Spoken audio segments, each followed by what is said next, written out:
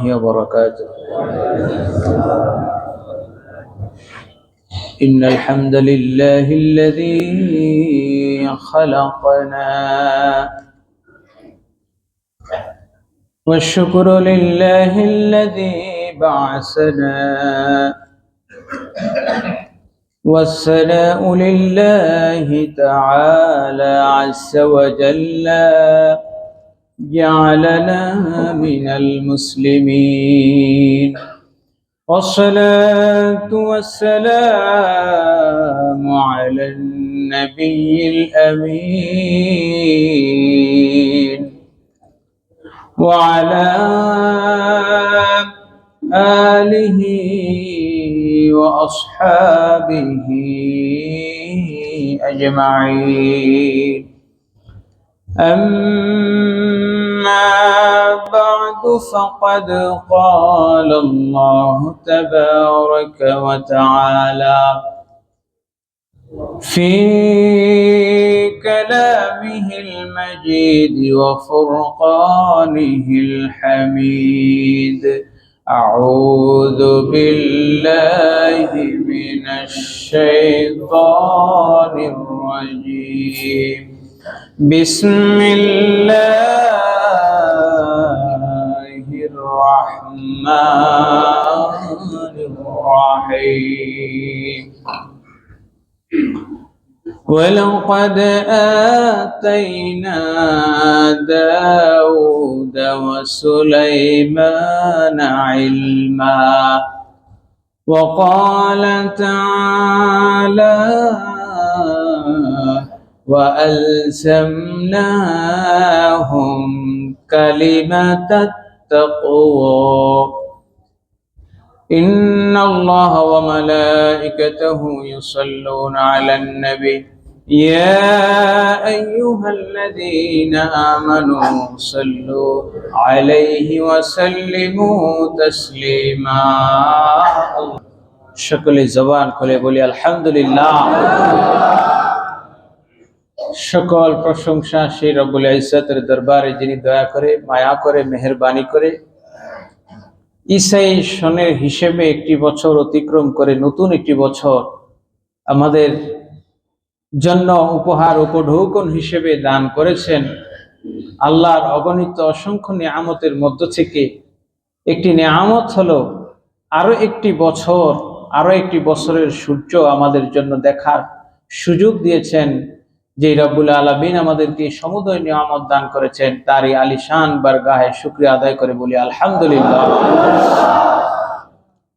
দরুদ ও সালাম পেশ করছি প্যারে নবী রাসূল আরবি হুজুর আকরাম সাল্লাল্লাহু আলাইহি ওয়াসাল্লামের উপরে, যার ওসিলায় আল্লাহ তাবারক ওয়া তাআলা এই পৃথিবীতে আমাদের অস্তিত্ব দান করেছেন বলি সুবহানাল্লাহ। আমাদের অস্তিত্বের মূল কারণ, আমাদের অস্তিত্বের মূল উপলক্ষ হলেন পেয়ারা রাসূল বলি সুবহানাল্লাহ।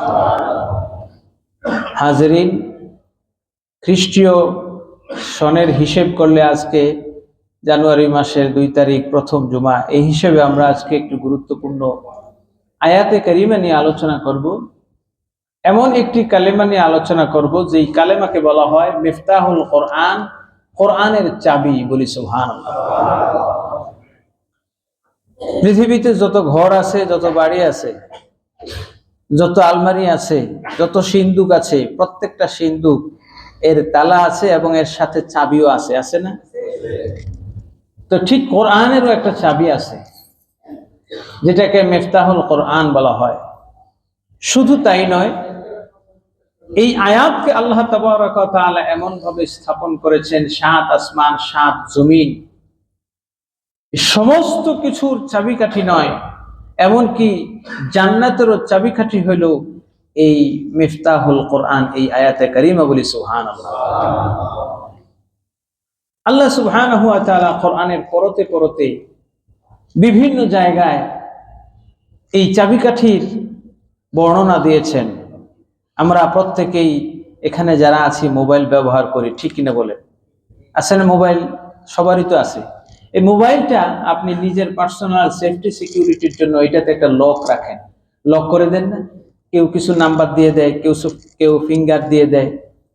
তো প্রত্যেকটা জিনিসের যেমন আনলক করার জন্য একটা চাবি থাকে, কোরআনের নূর, কোরআনের জ্ঞান ভান্ডারকে আনলক করার জন্য, খোলার জন্য, উন্মুক্ত করার জন্য একটা চাবি আল্লাহ দিয়েছেন, বলি সুবহানাল্লাহ। এই চাবি সম্পর্কে আমরা জানবো এবং এই কোরআনের চাবির ফজিলতটা কি, এই ফজিলত সম্পর্কেও জানবো। আল্লাহ রাব্বুল আলামিন আমাদেরকে জানার, বোঝার এবং এই চাবিকে আমাদের জীবনের প্রতিটি ক্ষেত্রে ধারণ করার, বহন করার তৌফিক দান করুন, বলি আমিন। অনেকে দেখবেন যারা বৃদ্ধ মানুষ আছে, তাদের কোমরের মধ্যে একখান ফিতা বাঁধা থাকে বেল্টের মতো। এটা কেন? এটার মধ্যে উনি সবচেয়ে গুরুত্বপূর্ণ চাবিটা ঝুলিয়ে রাখেন। বাথরুমে গেলেও, গোসলে গেলেও, এমনকি সব জায়গায় এই চাবি তিনি খোলেন না, কারণ এটার মধ্যে এই চাবিটা দিয়ে উনি ওনার যে গুপ্ত ধনভাণ্ডার সিন্ধুকের চাবিটা তার কাছে 24 ঘন্টা থাকে। হাজরিন, এটা বলার উদ্দেশ্য হইল আল্লাহ তাবারক ওয়া তাআলা আমাদের ঈমানের একটা চাবিকাঠি দিয়েছেন, আমাদের জীবনের প্রতিটি ক্ষেত্রে একটা সিকিউরিটি দিয়েছেন। ঈমানদার এই সিকিউরিটি সবসময় তালাটা লাগিয়ে যাবে। আপনি ঘর থেকে যখন বের হবেন, সিন্দুক থেকে চেক বই যখন বের করবেন, বের করার পর আপনি কিন্তু সিন্দুকটা খোলা রাখেন। চেক বই বের করার পর বা সিন্দুক থেকে সোনা গহনা বের করার পর তালা মেরে আবার 3 বার 4 বার 7 বার অনেকে টাইনা দেখে যে লকটা ঠিক মতো হলো কিনা। হাজরিন, আপনার গুপ্তধন সম্পদ, আপনার টাকা পয়সা, সেটার যেমন সিকিউরিটি, সেফটি আপনি সব সময় চিন্তা করেন, আপনার ঈমান, আপনার আমল, এটারও একটা সিকিউরিটি আছে, এটারও একটা লক আছে, এটারও একটা নিরাপত্তা তালা আছে। আল্লাহ তাবারক ওয়া তাআলা বলছেন ঈমানদারকে, ও ঈমানদার শোনো, সূরা ফাতহের 26 নম্বর আয়াতে আল্লাহ বলছেন ওয়া আলজামনাহুম কালিমাতুত তাকওয়া, আমি তাদেরকে তাকওয়ার কালেমা তাদের জন্য আবশ্যক করে দিয়েছি। অর্থাৎ এই কালেমা পড়লে সঙ্গে সঙ্গে তাদের ঈমান, তাদের তাকওয়া সব কিছু লক হয়ে যাবে, বলেন সুবহানাল্লাহ। আল্লাহ রাব্বুল আলামিন এই জগতের মধ্যে যত কালেমা দিয়েছেন, শত সহস্র কালেমা আল্লাহ রাব্বুল আলামিন বান্দার সাথে করেছেন। কোরআনের মধ্যে 6666, মতান্তরে 6236 খানা, বিসমিল্লাহ যুক্ত করলে 6349 খানা আয়াতে কারিমা আছে। কোরআনে কারিমের এই সমুদয় আয়াতগুলোকে আল্লাহ রাব্বুল আলামিন 6 সহস্রাধিক আয়াত, প্রায় 7000 আয়াতকে 7টি আয়াতের মধ্যে সন্নিবেশিত করেছেন, বলি সুবহানাল্লাহ। 6000-এর উপরে, 7000-এর কম, 7000-এর কোটায় তো নাকি। এই 7000 আয়াতকে আল্লাহ রাব্বুল আলামিন 7টা আয়াতে একেবারে এক্সপ্লেইন করেছেন, সামারি এনেছেন, বলেন সুবহানাল্লাহ। এই 7টা আয়াতকে কোরআনের ভাষায় বলা হয় সাবআম মিনাল মাসানি, বলেন সুবহানাল্লাহ। সাবঈ মাসানি অর্থাৎ 7 প্রশংসা, যে কালিমা, সেই 7টি প্রশংসার কালিমা হলো সূরা ফাতিহার 7টি আয়াত, বলি সুবহানাল্লাহ। এবং গোটা কোরআনের সামারি হলো এই সূরা ফাতিহার মধ্যে 7টি আয়াতের মধ্যে। 7000 আয়াতের থেকে 7টি আয়াতের মধ্যে সামারি যেভাবে আল্লাহ এনে রেখেছেন, ঠিক তেমনি ভাবে সূরা ফাতিহার এই 7টা আয়াতকে আবার একটা আয়াতের মধ্যে নিয়ে আসছেন, বলি সুবহানাল্লাহ। সেই আয়াতটা হলো সূরা ফাতিহার প্রথম 3টি আয়াত, আলহামদুলিল্লাহি রাব্বিল আলামিন, আর রহমানির রহিম, মালিকি ইয়াউমিদ্দিন। সূরা ফাতিহাকে 2 ভাগে ভাগ করা হয়েছে। কয় ভাগে? 2 ভাগে। এই 7টি আয়াতের প্রথম 3টি আয়াত হলো আল্লাহর জন্য, সুবহানাল্লাহ। আলহামদুলিল্লাহি রাব্বিল আলামিন, সমস্ত প্রশংসা কার? আল্লাহ। তো এই আয়াতটা কার প্রশংসা করলাম? কার ব্যাপারে বললাম? আল্লাহর ব্যাপারে। 2 নাম্বার আর রহমানির রহিম, এটাও আল্লাহর ব্যাপারে। মালিকি ইয়াউমিদ্দিন, বিচার ও দিনের অধিপতি, এটাও কার ব্যাপারে? শেষের 3খানা আয়াত ইহদিনাস সিরাতাল মুস্তাকিম, আমাদেরকে সরল সঠিক পথ দেখান। কার প্রয়োজন? আমাদের প্রয়োজন, আমার ব্যাপারে, আমাদের ব্যাপারে। সিরাতাল্লাযীনা আনআমতা আলাইহিম, তাদের পথে যাদেরকে সৎপথ দেখিয়েছেন, যাদেরকে নিয়ামত দিয়েছেন, তাও আমাদের নিজেদের ব্যাপারে, বান্দার ব্যাপারে। গায়রিল মাগদুবি আলাইহিম ওয়ালাদ-দাল্লিন, এই আয়াতটাও বান্দা নিজের ব্যাপারে। তো প্রথম তিনটি গেল আল্লাহর ব্যাপারে, পরের তিনটি আল্লাহর ব্যাপারে। মাঝখানের যে একটা আয়াত, এখানে আল্লাহ ভাগ করে দিয়েছেন। সুবহানাল্লাহ বলেন। আল্লাহ পাক বান্দার সাথে বান্দাকে বলছেন, বান্দারে শুধু খালি আমি নেব সূরা ফাতিহার মধ্যে সমানে সমান করে দিলাম। প্রথম তিনটা আমার জন্য নিলাম, পরের তিনটা তোমার দিলাম। মাঝখানের যে ইয়াকা না'বুদু ওয়া ইয়াকা নাস্তাঈন, এই আয়াতকে আবার দুই ভাগ করে অর্ধেক আমার জন্য, অর্ধেক তোমাদের জন্য বলেছে। ইয়াকা না'বুদু, আল্লাহ আপনার জন্য ইবাদত করি, কার? আর পরেরটা হইল ওয়া ইয়াকা নাস্তাঈন, আমরা আপনার কাছে সাহায্য চাই, কাদের? আল্লাহু আকবার বলে। এই 7টি আয়াতের সামারি আল্লাহ তাবারক ওয়া তাআলা একটা আয়াতের মধ্যে নিয়ে আসছেন। সেই আয়াতটার নাম হলো মিফতাহুল কোরআন। দেখেন, এই 7টি আয়াতের মধ্যে 3টি আয়াতে আল্লাহ তাবারক ওয়া তাআলার ইসমে জাত এবং ইসমে সিফাত আছে। কয়টি আয়াতে? 3টি। প্রথম এই পুরো সূরাটার মধ্যে আল্লাহ 3টা নাম, একটা হলো আল্লাহ, আরেকটা রহমান, আরেকটা হলো রহিম, বলি সুবহানাল্লাহ। আরেকটা সিফাত আছে মালিক, আরেকটা কি? মালিক ইয়াউমিদ্দিন। আল্লাহ সুবহানাহু ওয়া তাআলা এই 4টা সিফাতের পুরা সামারি আল্লাহ তাবারক ওয়া তাআলা 4টা শব্দ নিয়ে আসছেন। কয়টা শব্দে? একটা হলো বিসমি, আরেকটা হলো আল্লাহ, আরেকটা হলো রহমান, আরেকটা হলো রহিম, বলি সুবহানাল্লাহ। রহমান আর রহমানুর রহিম সূরা ফাতিহার 2 নম্বর আয়াত আল্লাহ বিসমিল্লাহর মধ্যে নিয়ে গেলেন। আলহামদুলিল্লাহের মধ্যে আল্লাহ শব্দ আছে নাকি নাই?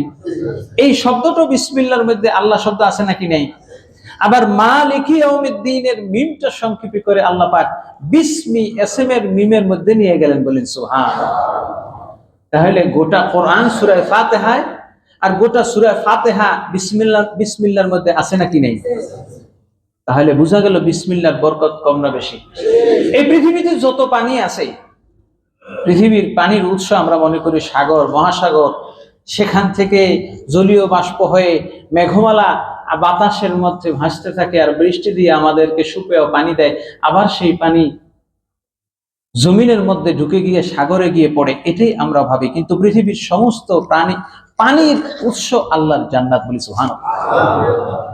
আল্লাহ রাসূল বলেছেন, আমি যখন মেরাজের রজনীতে গিয়েছিলাম, মেরাজের রজনীতে যাওয়ার পর জিবরিল আমিন আমাকে যাইতে যাইতে এমন একটা বিশাল গম্বুজের নিচে বিশাল একটি প্রাসাদ, ওই প্রাসাদের মধ্যে আমাকে নিয়ে গেলেন। নুজহাতুল মাজালিসের মধ্যে ইমাম কুরতুবী থেকে ইমাম আব্দুর রহমান সাফুরি আশ-শাফিঈ রাহমাতুল্লাহি আলাইহি বর্ণনা করছেন, আমি যখন এই বিশাল গম্বুজ পরিবেষ্টিত, গম্বুজে আচ্ছাদিত এই বিশাল রাজপ্রাসাদটি দেখলাম, এই প্রাসাদ দেখার পর আমার ইচ্ছে হলো এই প্রাসাদের মধ্যে একটু প্রবেশ করি, বলি সুবহানাল্লাহ। জিবরিল আমিন বলকে বললাম, কিভাবে প্রবেশ করা যায়? জিবরিল আমিন বললেন, ইয়া রাসূলুল্লাহ, ইয়া হাবিবাল্লাহ, এই ঘরের চাবি আমার কাছে নাই, আপনি আল্লাহর কাছে এই ঘরের চাবি চেয়ে নেন। আল্লাহ রাব্বুল আলামিন বললেন, ইয়া হাবিব, আপনি এই ঘরে প্রবেশ করার চাবি আগেই আপনাকে দিয়েছি, আপনি বিসমিল্লাহ বলবেন আর এই ঘরের দরজা খুলে যাবে।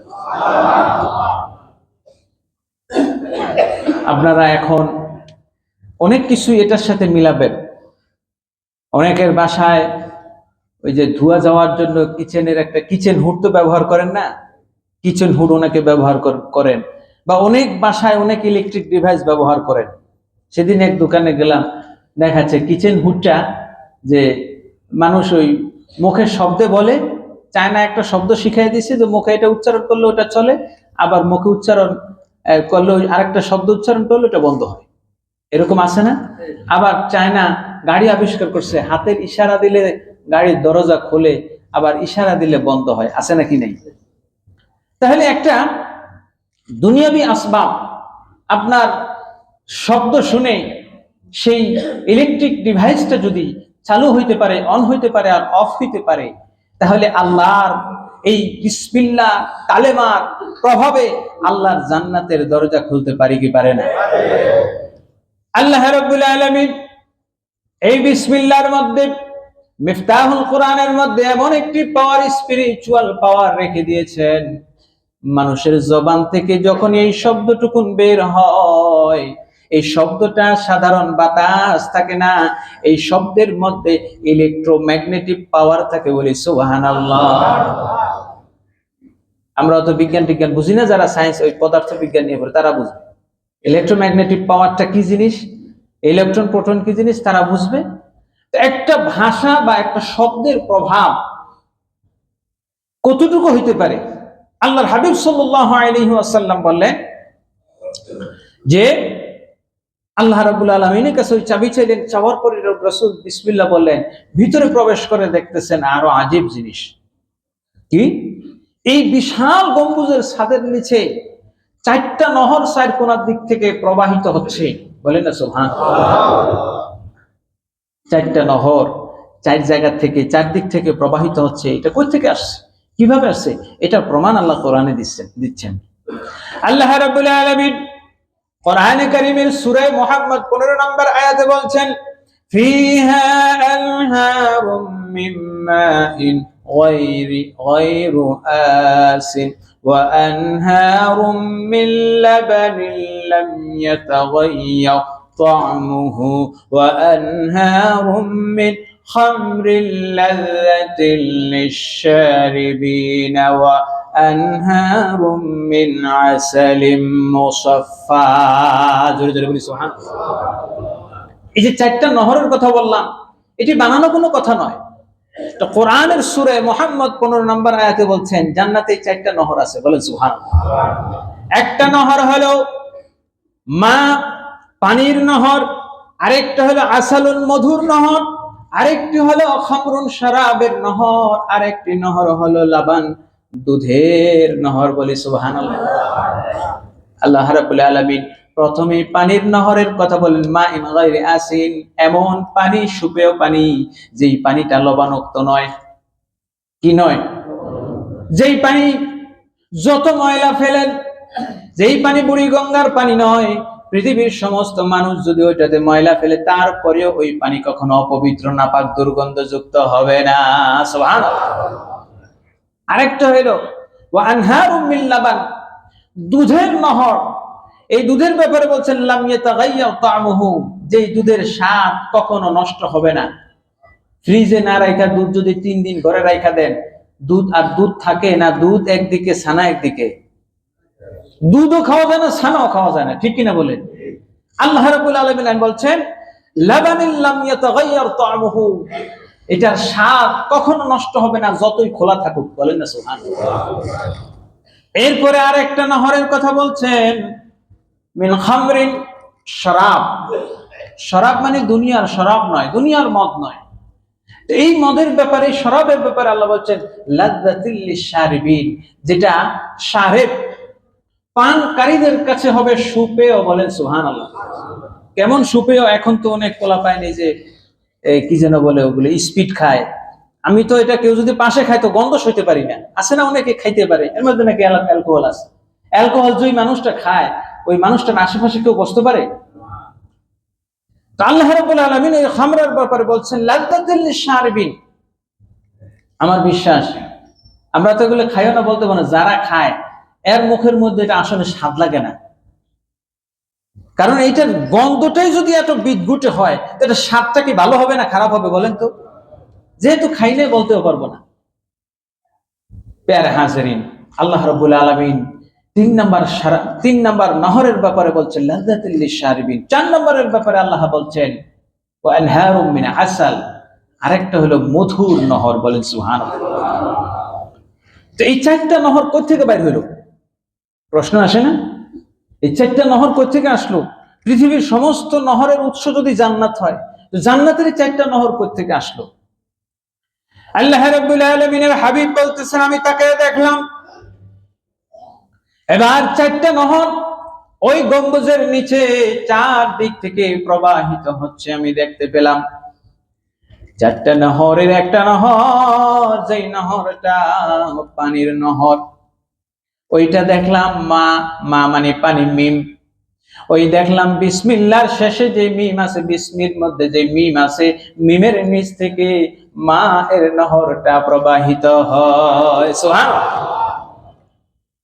এরপরে লাবান, কোরআন থেকে বলছি, লাবান মানে দুধ, লাম বা নুন, এই লাবান দুধের নহরটা প্রবাহিত হচ্ছে আল্লাহ শব্দের লামের নিচ থেকে লাবান এর ঝর্ণা ধারা প্রবাহিত হচ্ছে বলেন।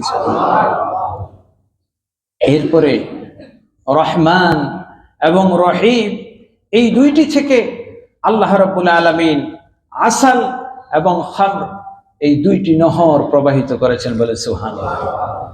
তাহলে বোঝা গেল বিসমিল্লাহর মধ্যে চারটি শব্দ। কয়টি শব্দ বলেন?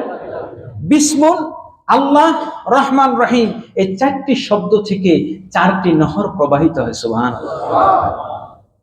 এই জন্য আল্লাহ রাব্বুল আলামিন এই বিসমিল্লাহর শক্তি সম্পর্কে বলেন, এই জগতের কঠিন থেকে কঠিনতর যে কাজ রয়েছে বিসমিল্লাহর বরকতে সেই কাজগুলো সহজ করে দেয় কে? আল্লাহ রাব্বুল আলামিনের নবী হযরত সুলাইমান আলাইহিস সালাতু ওয়াস সালাম একখানা চিঠি পাঠাইলেন। এই চিঠি সাধারণ কোন চিঠি নয়। এই চিঠির ব্যাপারে আমার আল্লাহ কোরআনের সূরা নামলের 30 নম্বর আয়াতে বলেন, ইন্নাহু মিন সুলাইমান ওয়া ইন্নাহু বিসমিল্লাহির রাহমানির রহিম। বলি সুবহানাল্লাহ। পৃথিবীতে বহু মানুষ রাজকীয় ফরমান পাঠায়, রাজকীয় নির্দেশনা পাঠায়, এই জগতের যত চিঠিপত্র আদান প্রদান হয়, আল্লাহর রাসূল বলেছেন তোমরা যখন চিঠি লিখবা চিঠির শুরুতেই আগে আল্লাহর নামটা দিয়ে শুরু করবা। বলি সুবহানাল্লাহ। এবং চিঠির উপরে আজকের যেই চিঠি আদান প্রদান তো উঠে গেছে, ফ্যাক্স ইমেইলে উঠে গেছে, এজন্য চিঠি আদান প্রদানের নিয়ম অনেকে জানে না। চিঠি আদান প্রদান, চিঠি লেখার আগে কিন্তু প্রেরকের নাম লিখতে হয়। কি বলেন? লিখতে হয় কিনা? এই নিয়মটা আল্লাহ রাসূল শিখাইছেন। বলেন সুবহানাল্লাহ। তো হযরত সুলাইমান আলাইহিস সালাম চিঠি লিখলেন। চিঠিটা পৌঁছাইতে হবে রানী বিলকিসের কাছে। যেই রানী বিলকিস এমন রাজপ্রাসাদে থাকেন, তার রাজপ্রাসাদে মানুষ তো দূরের কথা, কাকপক্ষীয় পিপিলিকাও ঢুকার সাহস সুযোগ নাই। আল্লাহ রাব্বুল আলামিনের নবী হযরত সুলাইমান আলাইহিস সালাতু ওয়াস সালাম হুদহুদকে ডাক দিলেন, আরে হুদহুদ, তুমি এই কাজটা করবা, আমার এই চিঠিটা রানী বিলকিসের একেবারে কপালের সামনে তুমি নিয়ে ফেলবা। রাজপ্রাসাদের যেই বিশাল রাজপ্রাসাদ, যে রাজ সিংহাসন, সে যেখানে বসে সেই বসার সিংহাসনের সামনে গিয়ে তুমি ফেলবা। হুদহুদ এই চিঠি নিয়ে চলে গেল, রওনা করলো। এখন এই এত রাজ প্রসাদের এত প্রহরী এত কিছু আছে, হুদহুদ তাকে অন্য পাখি প্রশ্ন করছিল পরে যে তুমি কেমনে গেলা? কেউ তোমার স্বীকার করলো না, কেউ দেখলো না, কারণ এই রাজ সিংহাসনের চতুর্দিকে তীরন্দাজ বাহিনী পাহারায় রত, তীর ধনুক নিয়ে বসে আছে, বন্দুক নিয়ে বসে আছে। তখন হয়তো বা বন্দুক ছিল না, তীর ধনুক তো ছিল। কি বলেন, ঠিক কিনা? তো তুই কেমনে গেলা? সে বলতেছে, নবী সুলাইমান আমাকে বলছে তুমি যতক্ষণ যাইতে থাকবা এই চিঠি দিয়ে আমার আসা পর্যন্ত বিসমিল্লাহ পড়া বন্ধ করো না। হুদহুদ বলতেছে, আমার বিশ্বাস, আমি চিঠি দিয়ে রওনা করছি, পৃথিবীর একমাত্র আল্লাহ ছাড়া আমাকে কেউ দেখে নাই বিসমিল্লাহর বরকতে। এবং আল্লাহ রাব্বুল আলামিন হুদহুদকে পাওয়ারটা বিসমিল্লাহর বরকতে দিয়েছেন। ইমাম কুরতুবী বলেছেন, আল্লাহ রাব্বুল আলামিন নবী সুলাইমানকে বিসমিল্লাহ শিক্ষা দেওয়ার কারণে তিনি এই বিশাল সাম্রাজ্যের অধিকারী হয়েছেন। আল্লাহ রাব্বুল আলামিন নিজেই বলছেন কোরআনে কারীমের সূরা নামলের 15 নম্বর আয়াতে কিভাবে তিনি এত পাওয়ার পাইলেন, তার শক্তির মূল উৎস কি? আল্লাহ রাব্বুল আলামিন নবী সুলাইমান আলাইহিস সালাতু ওয়াস সালামের শক্তির মূল উৎসটা কোরআনের সূরা নামলের 15 নম্বর আয়াতে বলছেন, ওয়ালাকাদ আতাইনা দাউদা ওয়া সুলাইমানা ইলমা। বলি সুবহানাল্লাহ। তাকে যে আমি রাজত্ব দিয়েছি, নবী দাউদ এবং সুলাইমান আলাইহিস সালাম তাদের উভয়কে যে বিশাল রাজত্ব দিয়েছে, এই রাজত্ব তাদের বিশাল দৈহিক শক্তির কারণে নয়, কিংবা বিশাল লোক লস্করের কারণে নয়। কারণ নবী সুলাইমান আলাইহিস সালামের লোক লস্কর মানুষের চাইতে বেশি লস্কর ছিল জিন। ঠিক কিনা বলেন? একটা মানুষকে জিন মানে কেমনে? জিনের চাইতে তো সে শক্তিশালী নয় স্বাভাবিকভাবে বাহ্যিক দৃষ্টিকোণ থেকে। তো তাকে কেন মানছে, তার মূল পাওয়ারটা কোথায়, সেই পাওয়ারের কথা আল্লাহ বলছেন, ওয়ালাকাদ আতাইনা দাউদ ওয়া সুলাইমানা ইলমা, আমি দাউদ এবং সুলাইমানকে ইলম দিয়েছি, অর্থাৎ এমন একটা কালেমা শিক্ষা দিয়েছি যেই কালেমার কারণে, যেই কালেমার প্রভাবে তামাম মানুষ নয় শুধু জিনগুলো পাখিগুলো তার কথা শুনতো, হুকুম মানতো। সেই কালেমা হলো বিসমিল্লাহির রহমানির রহিম, বলি সুবহানাল্লাহ। এই জন্য এই কালেমাটা বিসমিল্লাহির রহমানির 4টি শব্দ আর 19টি অক্ষর, এটি আমাদের সাধারণ কোনো সম্পদ নয়, এটি আমাদের ঈমানের চাবি। নিউমারিক কি, এমন একটি চাবি, এই চাবিটা আপনার ঘরের দরজা যখন খুলবেন, ঘর দিয়ে যখন বিসমিল্লাহ বলে প্রবেশ করবেন, শয়তান আপনার সাথে প্রবেশ করতে পারবে না, বলি সুবহানাল্লাহ। আপনি মোবাইলে যখন 4টা 5টা 6টা নাম্বার দিয়ে লক করেন, কোন মানুষ যতই টিপুক, এই নাম্বার যতক্ষণ না দিবে ততক্ষণ আপনার মোবাইলের ফাংশনে অ্যাপসে কোথাও ঢুকতে পারবে হাজিরিন। এই জন্য আল্লাহ তাবারক ওয়া তাআলা ঈমানদারদের জন্য বলে দিয়েছেন সূরা ফাতহের মধ্যে 26 নম্বর আয়াতে আল্লাহ বলছেন, ওয়া আলসামনাহুম কালিমাতাত তাকওয়া, আমি তাদের জন্য এই কালিমাতুত তাকওয়া, তাকওয়ার কালেমা সব জায়গায় বলা বাধ্য করে দিলাম, বলি সুবহানাল্লাহ। দরুদ শরীফ পড়েন সাল্লাল্লাহু। হাজিরিন, বিসমিল্লাহির রহমানির রহিমের ব্যাখ্যা একটু যদি বলি, 4টি শব্দের মধ্যে 19টি বর্ণ আছে। কয়টি বর্ণ? এই 19টি বর্ণ আপনাকে কিভাবে সেভ করবে, আল্লাহ তাবারক ওয়া তাআলা কোরআনের এক জায়গায় বলেছেন, ওয়া আলাইহা 19। সূরা মুদাসসির আয়াত নাম্বার 30 আল্লাহ বলছেন জাহান্নামের প্রহরী হলো 19 জন। কয়জন? 19 জন। এই আয়াত সূরা মুদাসসির, মুজাম্মিলের কয় আয়াতের পরে সূরা মুদাসসিরে এই আয়াত নাজিল যখন হইল, তখন কুরাইশদের মধ্যে একজন কুখ্যাত পাহলোয়ান ছিল, আস ইবনে ওয়াইল বা অন্য কিছু একটা নাম। সে তার কুখ্যাতি ছিল যে একাই 10 জনের সাথে কুস্তি লড়তে পারে। কয়জনের সাথে?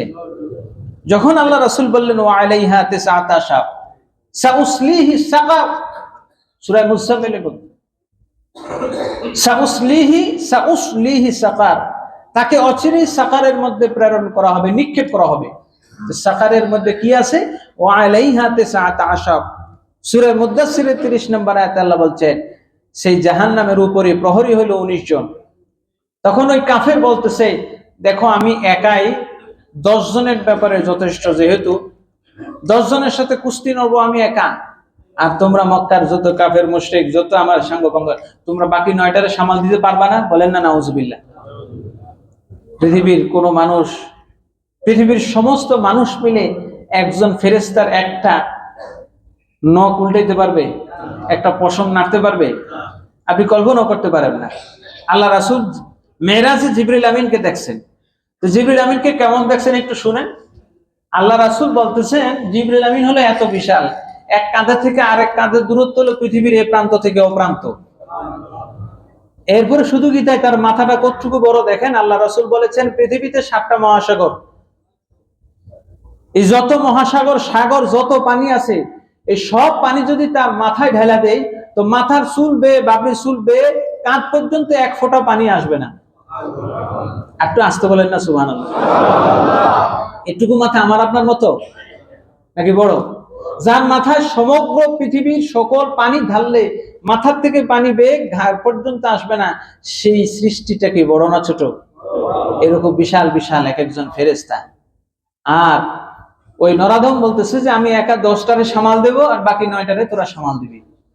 প্যারা হাজিরিন, আল্লাহ ঈমানদারদেরকে বলছেন এই সামাল দেওয়া লাগবে না, এই বিশাল বিশাল ফেরেশতা সব তোমার কথা শুনবে, ঘাড় নত করে, মাথা নত করে, নত জানু হয়ে তোমাকে পুলসিরাত পার করে দিবে। যখনই ঈমানদার বিসমিল্লাহ বলে পুলসিরাতে পা রাখবে, জিবরিল আমিন তার ঘাড়টা পেতে দিবেন। বলেন সুবহানাল্লাহ। মুসলমানের ঈমানদারের বিসমিল্লাহর পাওয়ার, বিসমিল্লাহর কাছে সেই জিবরিল আমিনের ঘাড় মাথা নত হয়ে যায়, বলি সুবহানাল্লাহ। এটাই হলো বিসমিল্লাহর পাওয়ার হাজিরিন। এজন্য বলা হয় এটা এমন একটা নিউমারিক কি ঈমানদারের জন্য, যে চাবিটা আল্লাহ পৃথিবীর অন্য কাউকে দেন নাই। হ্যাঁ দিয়েছেন, আদম আলাইহিস সালাতু ওয়াস সালামের ব্যাপারে তাফসীরের মধ্যে আসে, তাফসীরে কুরতুবীর মধ্যে ইমাম রাজিও তাফসীরে কবিরের মধ্যে উল্লেখ করেছেন যে মিফতাহুল কোরআন হলো বিসমিল্লাহ। কোরআনের চাবি, কোরআন খোলার জন্যই আল্লাহ বিসমিল্লাহর চাবি দিয়ে কোরআন খুলতে হবে। আর আদম আলাইহিস সালামের উপর সর্বপ্রথম যে আয়াত নাজিল হয় সেটাও হলো বিসমিল্লাহ, বলে সুবহানাল্লাহ। শুধু তাই নয়, আউয়ালু মা জারা বিহিল কোরআন ফিল মাহফুজ, আল্লাহ রাব্বুল আলামিন সর্বপ্রথম লৌহে মাহফুজে কলম সৃষ্টি করে কলমকে যখন বললেন, ও কলম তুমি লেখো, কলম সর্বপ্রথম যেই বাক্যটি লিখেছে সেই বাক্যটিও হলো বিসমিল্লাহ। সুবহানাল্লাহ। আদম আলাইহিস সালামের উপর যখন বিসমিল্লাহ নাজিল হলো, আদম আলাইহিস সালাম বললেন, আমি নাজাত পেয়ে গেলাম, মুক্তি পেয়ে গেলাম, আমার সন্তানরা কোনোদিন ধ্বংস হবে না। আদম আলাইহিস সালামের মুখে এই কথা বের হয়ে গেল যখন, তো কাবিল যখন হাবিলকে হত্যা করলেন, করার পরে আদম আলাইহিস সালাম রাগ উঠল, তোরা এই হত্যাকাণ্ড খুনাখুনি শুরু করলি ভাই ভাইকে, তো জমিনকে হযরত আদম আলাইহিস সালাম হুকুম করলেন, এই কাবিল চলে গেছে তার ভাইকে হত্যা করতে সিরিয়ায়, আর আদম তো মক্কায়, কাছে ধারে কোনো বহুদূর। আদম আলাইহিস সালাম জমিনকে বললেন, হুকুম করলেন, জমিন তুমি তাড়াতাড়ি কাবিলকে আমার কাছে নিয়ে আসো। কাবিল ওইখানে চিন্তা করলো যদি বাপের কাছে যাই তো নিস্তার নাই, ওখানে বৈশা দোয়া করলো, বিসমিল্লাহির রহমানির রহিম পড়ছে, বিসমিল্লাহ বলে বলতেছে, জমিন তুমি আমারে টাইনো না। সুবহানাল্লাহ বলে। বিসমিল্লাহ রসিলায় কাবিল রে আর জমিন টানতে পারে নাই, বলেন না সুবহানাল্লাহ। শুধু কি তাই, নমরুদ, ফেরাউনের ঘটনা আসছে, নমরুদের কাহিনী পরে বলি, ফেরাউনের ঘটনা আসছে তাফসিরে কুরতুবীর মধ্যে, নুসহাতুল মাজালিসের মধ্যে। নমরুদ যখন তার রাজপ্রাসাদ বানাইছে, বানানোর পর নমরুদ যতই কাফের হোক, ফেরাউন যতই কাফের হোক, সে কিন্তু জানতো আল্লাহ একজন আছে। এবং একবার দেশের মধ্যে পানি নাই, দুর্ভিক্ষ, তখন সে পাহাড়ের গুহায় উঠে আল্লাহর কাছে সিজদায় পড়ে বলতেছে, রব্ব, পৃথিবীর সব মানুষ আমারে খোদা মানে, কিন্তু আমি তো জানি তুমি একজন খোদা আছো, তুমি আমার বেইজ্জতি করো না, তুমি আমারে পানি দাও, আমার হুকুমে নীল নদের পানি প্রবাহিত করো। সুবহানাল্লাহ। দেখেন, মানুষ বিপদে হোক, সুখে হোক, দুঃখে হোক, যেই কথা যখন বলে তখন এই কথাটা বলে। তো যাই হোক, ফেরাউন, আল্লাহ পাক পানিকে তার নিয়ন্ত্রণাধীন করে দিলেন, সে ওই জায়গা থেকে ইবাদত বন্দেগী করে বের হয়েছে। এবার সবাইকে বলতেছে, তোমরা সবাই বাড়ি চলে যাও, আমি নীলনদকে হুকুম করব, দেখবা পানি বের হয়ে যাবে, পানি প্রবাহিত হবে। ওই পাহাড়ের উপর দাঁড়িয়ে নীলনদকে বলতেছে, পানি প্রবাহিত হও, পানি প্রবাহিত হয়ে গেল। চুপ করে জিবরিল আমিন হাজির হয়ে গেলেন মানুষের সুরতে। এবার ফেরাউনকে বলতেছে, বাদশাহ নামদার, আপনার কাছে একটা প্রশ্ন। সেটা এখন খুশি, যা চাও তাই দেব, কি বলো? বলতেছে, শুধু একটা প্রশ্ন, ফয়সালা জানতে চাই, যে কেউ যদি তার মনিবের হুকুম লঙ্ঘন করে, কেউ যদি তার মালিকের হুকুম লঙ্ঘন করে, তাহলে তার জাস্টিস কি হবে, তার পানিশমেন্ট কি হবে, তার ন্যায় বিচার কিভাবে করতে হবে, কিভাবে তার শাস্তি দিতে হবে? ফেরাউন তখন ডাক দিয়ে বলতেছে, এরকম অবাধ্য গোলামের শাস্তি হলো এই যে নীল নদের পানি দেখতেছো না, এটার মধ্যে, এই ফোরাত, এই লোহিত সাগরের পানির মধ্যে তার ডুবায়া মারা, এটা হলো তার শাস্তি, যে মনিবের যে গোলাম হুকুম লঙ্ঘন করে। বলেন না সুবহানাল্লাহ। এটার উদ্দেশ্যটা হলো, যতই তার বিরুদ্ধে অ্যাকশনে যাওয়া যাচ্ছে না, তার কারণটা হলো সে যে রাজপ্রাসাদটা বানাইছে, ওই প্রাসাদের মুখে সে জানে যে এই প্রাসাদের গেটের মধ্যে, রাজপ্রাসাদের রাজমহলের মেইন গেটের মধ্যে যদি বিসমিল্লাহ লিখে দেই, এখানে কোনো বালা মুসিবত আসবে না। সুবহানাল্লাহ বলবেন না? কারণ এটার একটা ঘটনা আছে। যখন মাঠের মধ্যে মুসা আলাইহিস সালাম আর জাদুকরদের সাপের লাঠি খেলা হচ্ছে, তো মুসা আলাইহিস সালামের সাপ তো জাদুকরদের সব সাপ খেয়ে ফেলছে, খেয়ে কিন্তু তার পেট ভরে নাই। এর সাপ কিন্তু হাঁটা দিছে কিন্তু ফেরাউনরে ধরতে। কারে ধরতে? ফেরাউনরে ধরতে দিছে। ফেরাউন দিছে, তো মানুষ সব দিক বিদিক ছুটছে, তো ফেরাউন দৌড় দিয়ে ছুটছে। ফেরাউন বলছে, আমি বাইরে থাকলে আমার রেহাই নেই, দৌড়ে তাড়াতাড়ি ছুট রাজপ্রাসাদের দিকে। রাজপ্রাসাদের দিকে ছুটছে, সাপও পেছনে পেছনে যাইতেছে। বলেন না সুবহানাল্লাহ। আল্লাহ রাব্বুল আলামিন এবার মূসাকে বললেন, ও মূসা, খুযহা ওয়ালা তাখাফ সানুঈদুহা সিরাতাহাল উলা। ও মূসা, তুমি সাপটার লেজে ধরো, তাড়াতাড়ি থামাও, কারণ এই সাপটা হলো আমার আযাবের লক্ষণ। কিন্তু এদিক যাইতেছে, ওইখানে তো আযাব লেখা না, ওইখানে তো লেখা দিয়ে রাখছে বিসমিল্লাহির রহমানির রহিম। কারণ বিসমিল্লাহর কারণে সেখানে বিসমিল্লাহ লেখার মধ্যে যদি আযাব ঢুকে, তাহলে আমার শানের খেলাফ হয়ে যাবে। সুবহানাল্লাহ।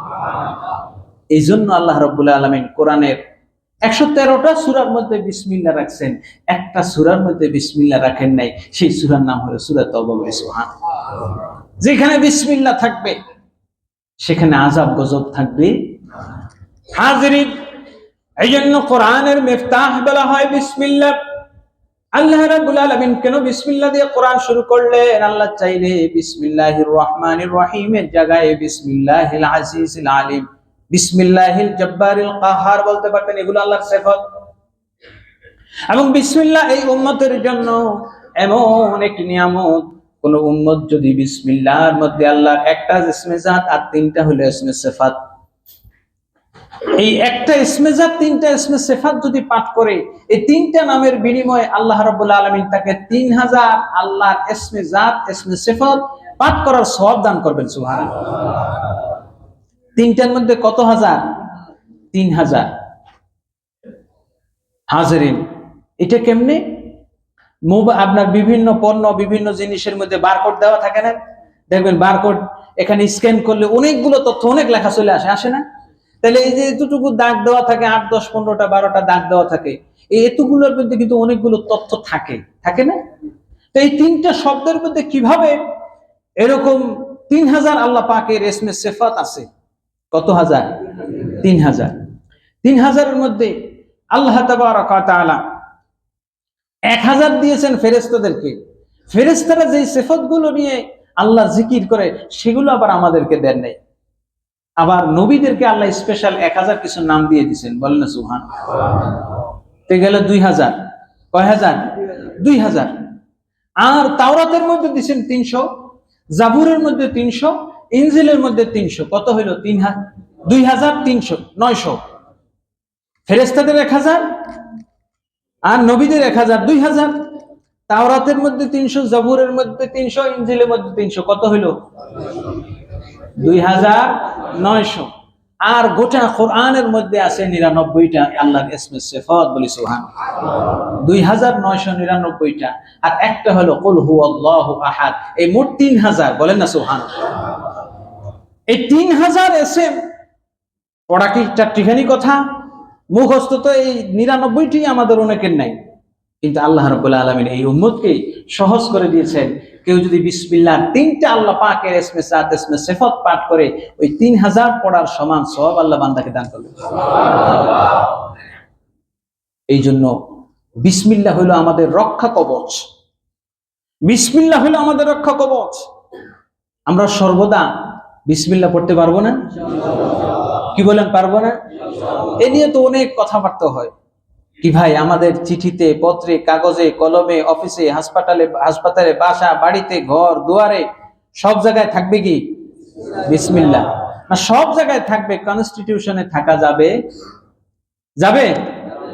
কথা বলেন, কনস্টিটিউশনে থাকা লাগবে কি লাগবে না? অবশ্যই লাগবে। প্যারে হাজরিন, এই জন্য বিসমিল্লাহর ফজিলত নিয়ে যদি বলতে যাই, ঘন্টার পর ঘন্টা চলে যাবে, এর ফজিলত শেষ করা যাবে না। কারণ তিনটা শব্দের মধ্যে শব্দ আছে কয়টা? 3000। আপনাকে বুঝতে হবে এইটা যে এমন একটা জিনিস, হয়তোবা আমরা সব সময় বলি যে আল্লাহ রাব্বুল আলামিন আমাদের জন্য এত সহজ করে দিয়েছেন কেন। ছোট্ট 2টি আমল আপনাদের বলে শেষ করছি। সেটি হলো খাজাইনুল ইরফানের মধ্যে এবং খাজিনাতুল আসরারের মধ্যে 2টা আমল। অনেক সময় বাচ্চারা ঘুমায়, ঘুমের সময় একটু ভয় পায়, ঘুমের মধ্যে পেশাব করে দেয়, বা অনেকের ঘুম আসে না। এইটা যদি, বা ঘুমের মধ্যে সাপ বিচ্ছু কামড়াইতে পারে, এই আমল থেকে নিষ্কৃতির জন্য একটা আমল হলো ঘুমানোর সময় 21 বার বিসমিল্লাহ পড়তে হবে। কতবার? আরেকটা আমল হলো, অনেক সময় অনেক ব্যক্তি মানুষ অজ্ঞান হয়ে যায়, অজ্ঞান হয়ে গেলে তাকে যদি বিসমিল্লাহ 41 বার পড়ে ফু দেওয়া হয় তাহলে তার জ্ঞান ফিরে আসবে, বলেন না সুবহানাল্লাহ। এখন আপনি আমি ফু দিয়া মানুষ বলবো পরীক্ষা করে দেখবেন, হবে না। কারণ হয় চাবি, অনেক সময় চাবিও ঠিক তালাও ঠিক, কিন্তু চাবি ঘুরানোর সিস্টেম অনেক সময় ঠিক হয় না, কথা বুঝেন নাই? অনেক সময় তালা জ্যাম হয়ে থাকে, অথবা একই রকম চাবি দিয়ে ঘুরাইতেছেন, কোনটা চাবি আপনি জানেন না।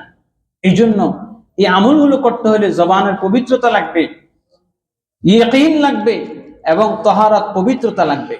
হাজিরিন, সর্বশেষ যে হাদিসটা বলে শেষ করতে চাই, আল্লাহ রাসূল সাল্লাল্লাহু আলাইহি ওয়াসাল্লাম বলেছেন, কুল্লু আমালিন যী বালিন লাম ইউবদা বিবিসমিল্লাহ, প্রত্যেক কাজ যেটা বিসমিল্লাহ বলে শুরু করা হয় না তাতে আল্লাহ বরকত দেন। বছরের শুরুতেই আমরা এই দীক্ষা, এই শিক্ষা নেব যে আমরা জীবনের যত কাজ, প্রতিদিনের যত কাজ, ঘুম থেকে উঠা নির্দিষ্ট দোয়া আছে, আলহামদুলিল্লাহিল্লাযী আহইয়ানা বা'দা মা আমাতানা ওয়া ইলাইহিন নুশুর, এটা পারি না, কিন্তু অন্তত বিসমিল্লাহ তো বলতে পারি। ঘুমের যাওয়ার দোয়া, বিসমিল্লাহি আমুতু ওয়া আহইয়া, আল্লাহুম্মা বিইসমিকা আমুতু ওয়া আহইয়া, এটাও পারি না, তা বিসমিল্লাহ তো বলতে পারবো নাকি? অর্থাৎ এভরি হায়াত, প্রত্যেকটা জায়গায় আপনি যখন বিসমিল্লাহ বলবেন তখন আপনার এই গোটা কাজের মধ্যে বরকত দিবেন কে? আল্লাহ। এটা হাদিসের কথা। আল্লাহ রাব্বুল আলামিন আমাদেরকে বিসমিল্লাহ জীবনের প্রতিটি মুহূর্তে বিসমিল্লাহর আমল করার তৌফিক দান করুন, বলুন আমিন। ওয়া আখির দাওয়ানা আনিল হামদুলিল্লাহি রাব্বিল আলামিন।